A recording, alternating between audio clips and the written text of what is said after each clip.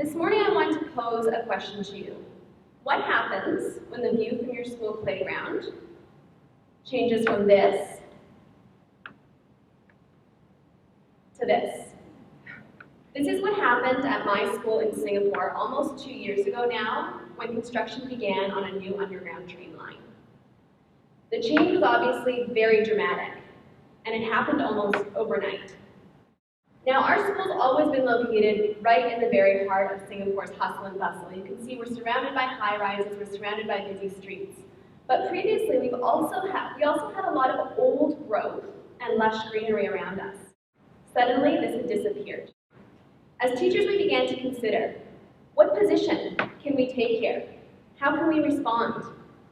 We were obviously equally disappointed as the children and families to see all the trees go and our environment change. But we had a decision to make. What were we going to allow ourselves to be consumed by? The negativity or the opportunity? As an early years team, we began to discuss, how could we embrace this change and incorporate it into the children's learning? We referenced a project out of Reggio Emilia, Italy, called Dialogues with Places, where the children there had an opportunity to explore their changing environment when the new Loris Malaguzzi International Center was being built.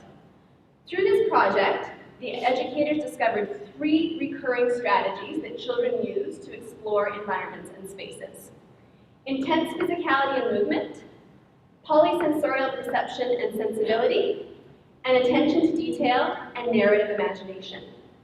Our team used this as a framework to guide our thinking about the types of experiences and ideas that we would propose to our students.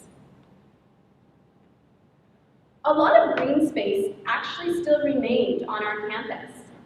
So we re-engaged children with these spaces in their learning environment through free play and exploration. Our young students ran, jumped, skipped, tripped, and fell, developing their gross motor skills and a closer connection to their learning environment. One of children's favorite activities was to balance on the big roots of an enormous banyan tree that sits in the middle of our campus. Obviously, through these free play and gross motor experiences, children's senses were immediately engaged. They were seeing, they were smelling, they were hearing, they were touching, and some of them were even tasting. They created visual representations of their observations. They photographed using our class set of iPads. They created drawings. They worked individually and as groups to represent their thinking and what they saw. Children shared their theories and their questions about the trees and the changes they were noticing.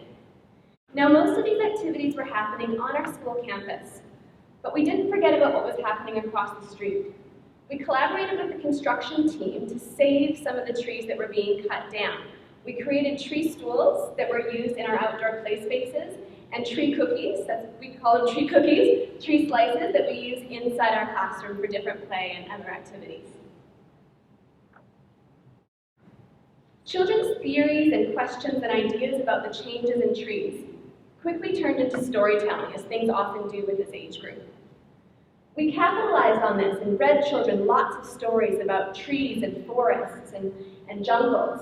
We created storytelling experiences with them where they actually sat outside in the green and natural spaces using different artifacts to tell stories. One class created a class book from these experiences. We created visual art experiences for the children to extend their thinking and represent it in different ways. Throughout the project, we communicated our learning to the community through a living display board and our class blogs. This made the children's ideas and thinking visible. Students soon started to take their own action on the learning, which showed how much their empathy had grown and their emotional connection to the environment that they learned in every day had been established. One of our favorite child-led projects that happened was a gift for the big banyan tree that I mentioned earlier. One child explained, "We need to paint leaves for the tree. It's our gift for it because he gave us so many leaves, and now we'll give him something." Soon the enthusiasm and the engagement caught on beyond our early years teachers and students. Almost 1 year later, our whole school celebrated Earth Day with a focus on the heritage trees in Singapore that existed on our school campus. Now at this point, there was a really important opportunity for reflection for our team, to think about how much this project and this change had emerged and evolved, and how we'd taken this thing that was originally quite a negative change, a disappointing change in our environment, and capitalized on it as an opportunity and re-engaged children with their learning environment and their place. Now, it's not just all about the trees. I think this project serves as an example of not only what teachers can do to engage children with their space and place that they work and live in and play in every day, but also what teachers can do to support children in developing their responses to change and transition. The world is not a static place, and education shouldn't be either. I encourage you to consider, in your own educational setting, what are the things that are happening in the greater community and context of where you work?